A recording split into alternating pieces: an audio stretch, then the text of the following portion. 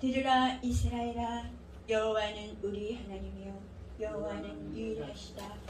쉐마 이스라엘 아도나이 엘로헤inu 아도나이 에하드 바루 셈카봇 마이쿠토 레올람 아에. 영광의 이름을 송축하라. 그의 왕조는 영원하도다. 아멘. 하나님께 영광의 박수 올려드립니다. 자신을 증명한 바울은 제1강을 시작하면서 자신이 고독한 자가 아니라는 점을 갈라디아 교인들에게 확신을 시키고자 서두릅니다. 바울은 다른 사도들과 팀을 이루고 있었지만 이같이 행동하는 이유는 자신이 복음을 받을 때 사도들로부터가 아니라 하나님으로부터 직접 받았다고 주장을 함으로써 자신의 독립성을 강조했기 때문입니다. 바울은 이로 인해 피주의자로 몰릴 위험이 있었습니다. 곧 다른 사도들이 전파하는 것과는 다른 복음을 전파한다는 누명을 쓸 가능성을 안고 있었기 때문에 그러한 오해를 불식시키기 위해 바울은 다른 사도들도 자신을 알고 인정하며 완전히 받아들이고 있음을 증명하고자 한 것입니다.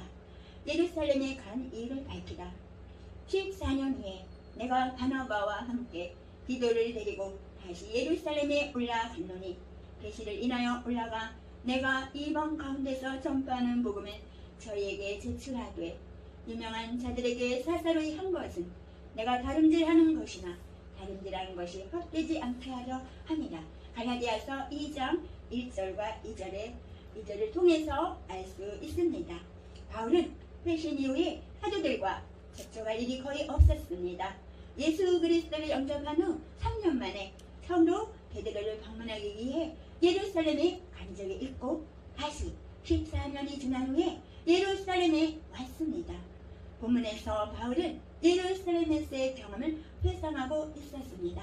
바울이 베드로의 메시지를 얻기 위해 가지 않았다는 것이 명백한 것이 바울은 그동안 14년간 이미 메시지를 전하고 있었습니다. 바울은 2절에서 자신이 왜 예루살렘에 갔는지를 설명합니다. 하나님께서 그에게 가라고 말씀하셨습니다. 이 여행은 사도행전 15장에 기록된 여행과 같은 것이라고 보아야 합니다. 안디옥 교회 상황은 바울이 하나님의 지시를 받았음을 확증해 줍니다. 안디옥 교회는 바울과 바나바와 신도들 가운데 몇 명이 예루살렘으로 올라가야 한다. 사도행전 15장 2절의 말씀에 전에 동의했다고 기록된 말씀입니다. 바울이 계시 때문에 예루살렘으로 갔다고 말하는 이유가 무엇인지 아는 것이 중요합니다. 바울은 갈라디아 교인들에게 자신이 예루살렘에 올라간 이유가 자신이 주장하는 교리를 제한하려는 사도들의 압력을 받았기 때문이거나 영적 능력이 떨어졌거나 진리를 이해할 수 없기 때문이 아니라는 사실을 알려주고자 했습니다. 바울 일행이 예루살렘에 도착했던 때 가르치는 자의 입장에 섰던 사람은 오히려 바울이었습니다. 사도행전 15장 4절에서 11절을 통해서 알 수 있습니다.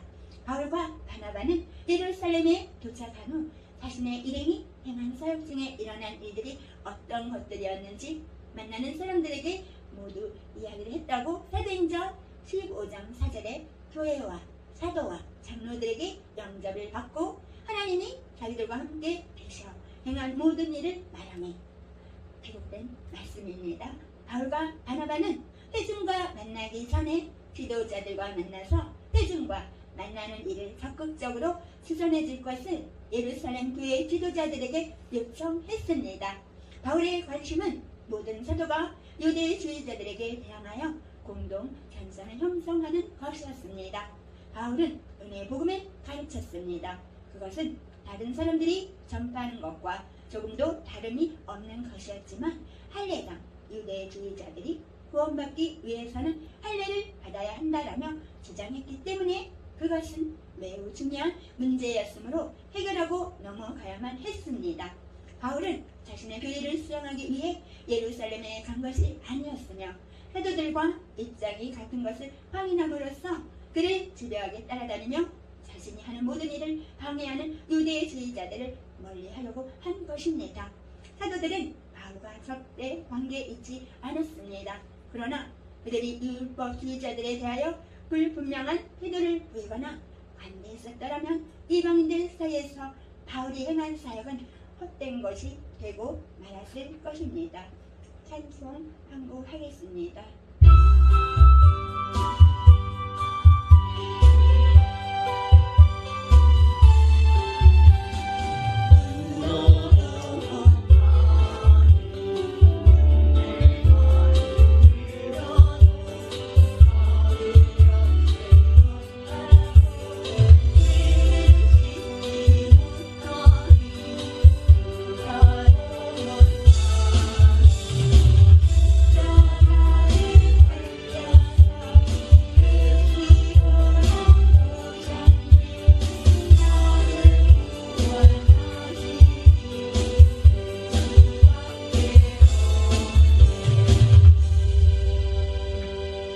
율법주의를 대항하여 논증을 전개하다.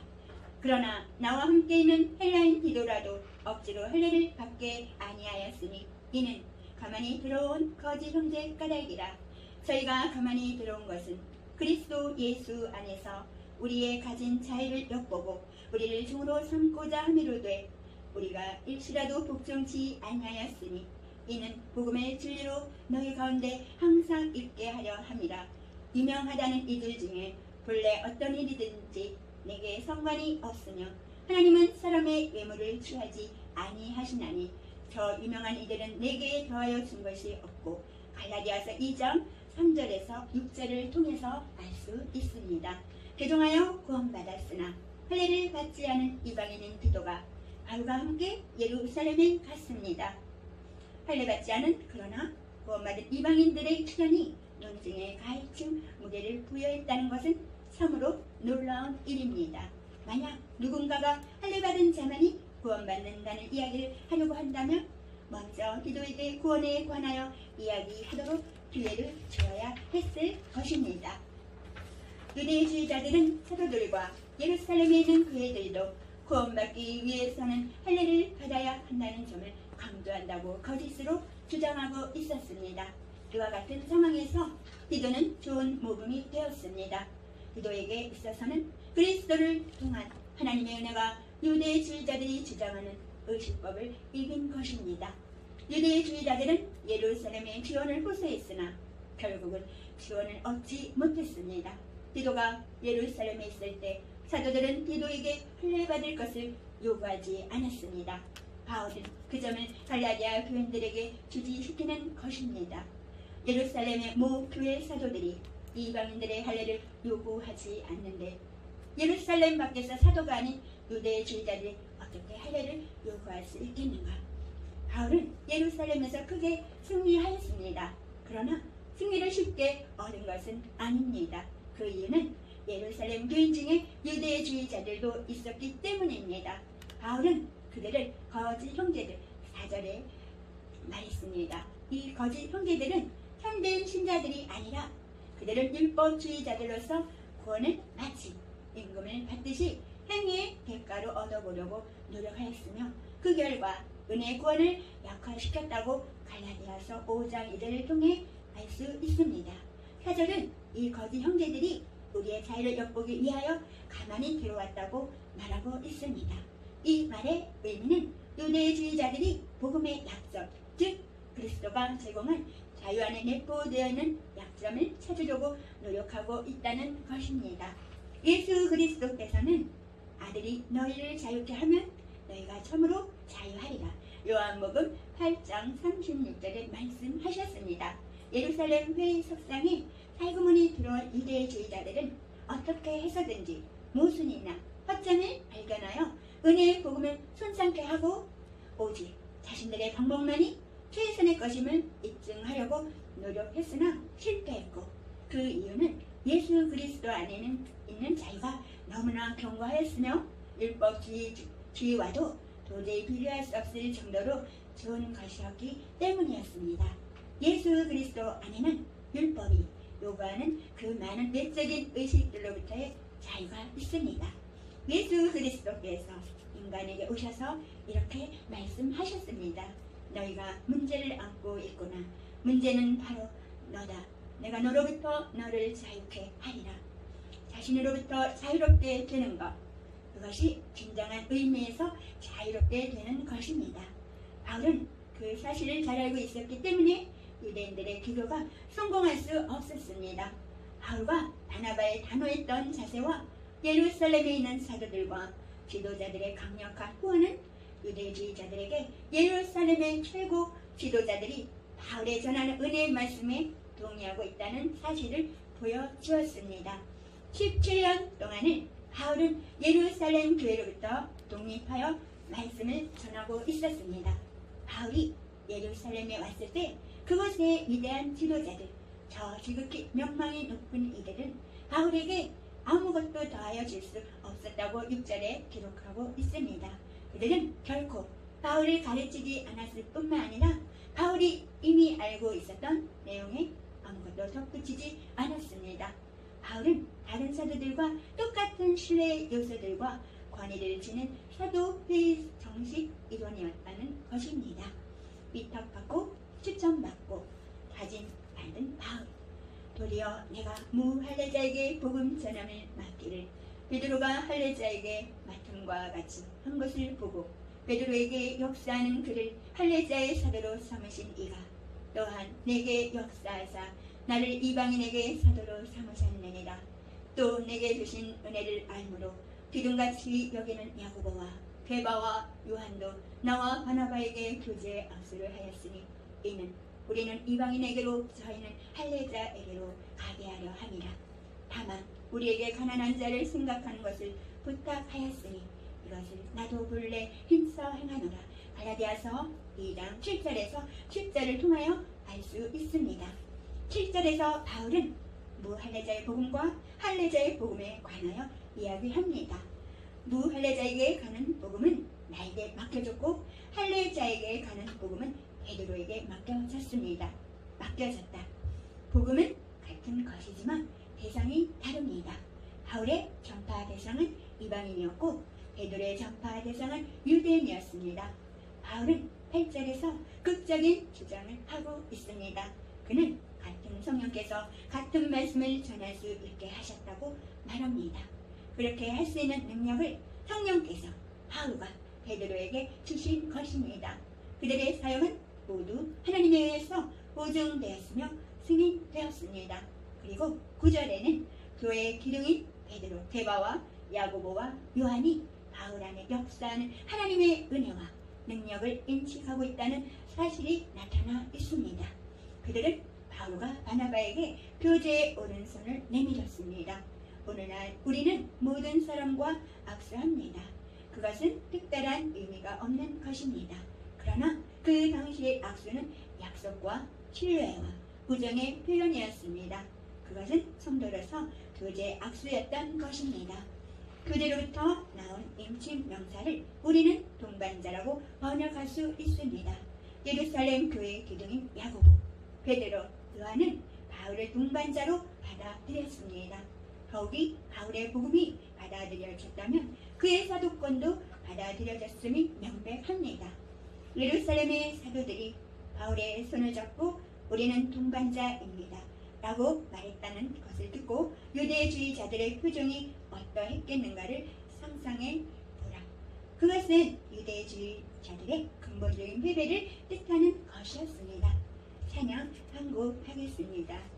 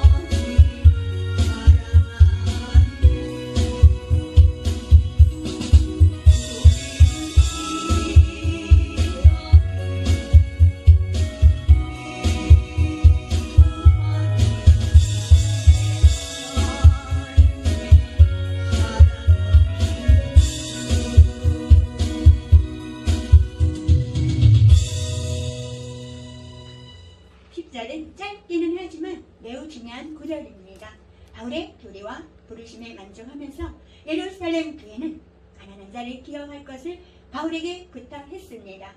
그 당시 예루살렘에 있는 교회는 매우 어려운 상황에 직면하고 있었습니다. 예루살렘 도시 안에는 가난한 사람들의 수요가 대단히 많았습니다. 그 중에는 모든 재산을 다 털어 예루살렘까지 찾아온 순례자들이 있었습니다.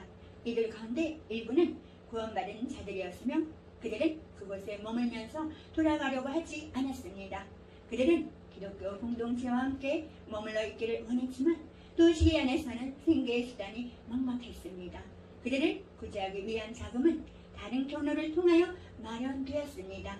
늘 그랬듯이 바울은 돕는 것을 아주 즐거워했는데요. 그 이유가 바울에게 있어서 참된 교리는 항상 실천적인 기독교의 사랑과 관심을 유도하는 것이기 때문입니다. 바울은 자신의 성도 사역을 통하여 바울은 끊임없이 가난한 사람들을 위해 서신을 쓰기도 하고 일도 열심히 했다고 고린도전서 16장과 고린도후서 9장, 로마서 15장을 통해서 알 수 있습니다. 가난한 자를 기억하라는 이 간단한 구절은 이 시대를 살아가는 우리 역시도 적용됩니다. 기독교인의 척도가 되는 근본적인 목표를 잘 알고 있는 많은 사람이 때때로 가난한 사람에 대한 책임을 회피하는 경향이 있습니다. 우리는 일에 바쁘기도 하고 너무나 몰두해 있어서 사람들이 꼭 도움을 요청할 때는 방관하는 태도를 보입니다. 그러나 교리는 항상 우리를 행동으로 이끕니다. 만일 우리가 궁핍한 상태에는 이들에게 동정을 베풀기를 거절한다면 우리는 그렇게 철저하게 믿고 있다고 말하는 교리를 거부하는 것입니다. 바울은 갈라디아서 2장 1절에서 10절에서 그의 생애에 있어서 핵심이 되는 사건을 되돌이켜 보고 있습니다. 즉 예루살렘 교회의 사도적 지도자들 앞에서 유대의 주입자들과의 대결이 그것입니다. 사도행전 15장에 기록되어 있습니다. 여기서 우리는 바울에 대하여 또 그가 직면하고 있던 갈등에 대하여 어느 정도 정보를 얻을 수 있습니다. 우리는 사도들의 권위와 그리고 바울이 얼마만큼 완벽하게 그 권위를 받았는지 알 수 있습니다. 은혜의 복음은 철저하게 수업되어야 합니다. 마지막으로 우리는 신약 성경의 단일성이라는 아름다운 풍경화를 발견하게 됩니다. 신약 성경은 바울의 신학도 아니요, 베드로의 신학도 아니요, 요한이나 야고보의 신학도 아닙니다. 그것은 사도들 전체를 통해 표현된 하나님의 신학입니다. 결론을 맺겠습니다. 바울은 예수 그리스도에 의해 직접 사도권을 부여받은 자로서 예수 그리스도께서 살아계실 때 사도권을 부여받은 12사도와 차별되기 때문에 그것을 악용하는 거짓 선지자들로부터 사도권에 대한 많은 공격을 받았습니다. 거짓 교사인 유대주의자들과 또 예수 그리스도를 영접한 성도 중에서도 할례 구원을 주장하는 유대인들의 유혹에 넘어가서 율법주의자들로 다시 돌아가는 갈라디아 성도들에게 자신의 사도권을 주장하고 은혜 구원을 위해 12사도들 중에서도 핵심적인 야고보와 베드로와 요한 등의 사도들과의 교제를 설명하게 되고 그들에게도 인정을 받았다는 사실을 자세히 설명하며 무할례자의 복음과 할례자의 복음에 관하여 말하면서 이방인의 사도인 자신과 유대인의 사도인 12사도에 대한 설명하며 사역의 차별성도 함께 말합니다. 복음은 같은 것이지만 대상이 다르다는 것. 바울의 전파 대상은 이방인이었고 베드로의 전파 대상은 유대인으로 서로의 사역은 같지 않으나 복음은 하나이고 또 같은 성령께서 같은 말씀을 전할 수 있게 하셨다고 하며 그렇게 할 수 있는 능력을 성령께서 바울과 베드로에게 주셨다고 하면서 그들의 사역은 모두 하나님에 의해서 보증되었으며 승인되었다는 사실을 밝혔습니다. 예루살렘 교회 기둥의 야고보, 베드로, 요한도 바울을 동반자로 받아들였고 더욱이 바울의 복음이 받아들여졌다면 그의 사도권도 함께 받아들여졌음이 분명한 것을 말했습니다. 우리는 이 시대의 지도자들로서 예수 그리스도의 은혜의 복음을 증거하는 자들입니다. 성도들을 율법의 함정으로 빠뜨리는 자들에 대해서는 강력하게 대적을 해야 하며 예수 그리스도의 은혜의 구원을 증거하는 자들은 우리와 사역이 방향이 다르다고 해도 서로의 달란트를 인정하고 그들을 동반자로 알고 서로 교제할 수 있어야 합니다. 예수 그리스도의 은혜의 복음을 증거하는 지도자들로서 바른 분별력으로 아름답고 고귀한 사역의 앞장서는 위대한 복음의 증인들이 되기를